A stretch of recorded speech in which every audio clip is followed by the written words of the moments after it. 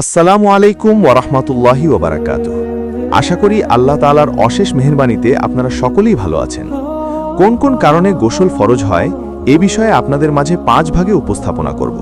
আপনারা ভিডিওটি না কেনে মনোযোগ সহকারে দেখুন, আশা করি আপনারা উপকৃত হবেন। নাম্বার 1, স্ত্রী সহবাস।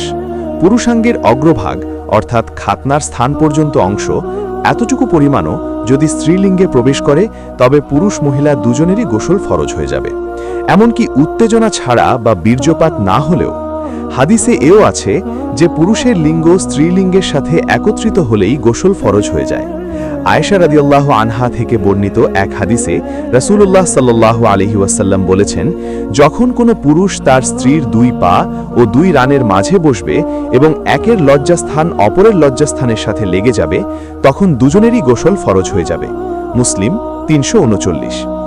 আবু হুরায়রা রাদিয়াল্লাহু আনহু থেকে বর্ণিত অপর এক হাদিসে রাসূলুল্লাহ সাল্লাল্লাহু আলাইহি ওয়াসাল্লাম বলেছেন, কোনো ব্যক্তি যদি তার স্ত্রীর 2 পা ও 2 রানের মাঝে বসে বীর্যপাতের চেষ্টা করে তাহলেও তার উপর গোসল ফরজ হয়ে যাবে।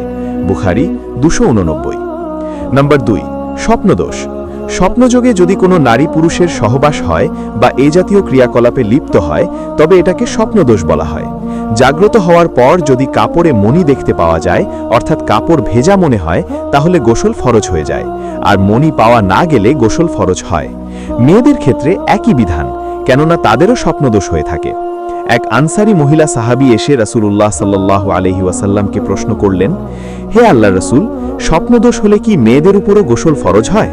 উত্তরে রাসূলুল্লাহ সাল্লাল্লাহু আলাইহি ওয়াসাল্লাম বলেছেন, যদি পানি অর্থাৎ বীর্য দেখতে পাওয়া যায় তাহলে গোসল ফরজ হবে, অন্যথায় নয়। বুখারী 282।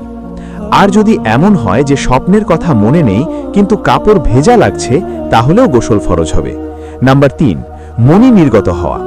যে কোনো কারণেই হোক যদি বীর্যপাত হয় তাহলে গোসল ফরজ হবে, আর তা বৈধ অবৈধ যে কোনো পন্থাই হোক। আর যদি কারো সাদা গাঢ় পানি বের হয় কিন্তু উত্তেজনার সাথে নয়, আর সে সাবালেগও নয়, তাহলে ধরা হবে এটি একটি রোগ, এজন্য গোসল ফরজ হবে না। তখন লিঙ্গের মাথা ধৌত করে শুধু অজু করে ফেললেই হবে। রাসূলুল্লাহ সাল্লাল্লাহু আলাইহি ওয়াসাল্লাম বলেছেন, যদি লজ্জাস্থানের অগ্রভাগে মজি দেখতে পাও তাহলে তোমার লিঙ্গ ধুয়ে নাও এবং সালাতের অজুর মতো অজু করে ফেলো, আর যদি সজোরে প্রবাহিত হয়ে মণি বের হয়ে আসে তাহলে গোসল করো। আবু দাউদ 206। নাম্বার 4, হায়েজ ও নিফাসের রক্ত বন্ধ হওয়া। হায়েজ ও নিফাসের রক্ত একই। হায়েজ হলো মেয়েদের মাসিক রক্তস্রাব, আর নিফাস হলো সন্তান প্রসবের পর প্রবাহিত রক্ত। উভয় রক্ত প্রবাহ যখন বন্ধ হবে তখনই গোসল ফরজ হয়ে যায়।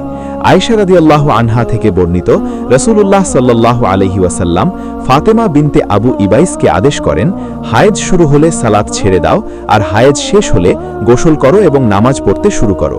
বুখারী 320, আধুনিক 309, ইফা 314। পঞ্চম কারণ গোসল ফরজ হওয়ার মৃত্যু।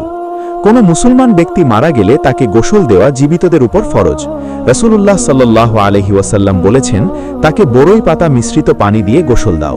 বুখারী 1266। তবে যারা যুদ্ধক্ষেত্রে শহীদ হয় তাদের জন্য গোসল ফরজ নয়। আশা করি আপনারা সকলেই বুঝতে পেরেছেন। ভিডিওটি ভালো লেগে থাকলে অবশ্যই আমাদের চ্যানেলটি সাবস্ক্রাইব করে রাখবেন।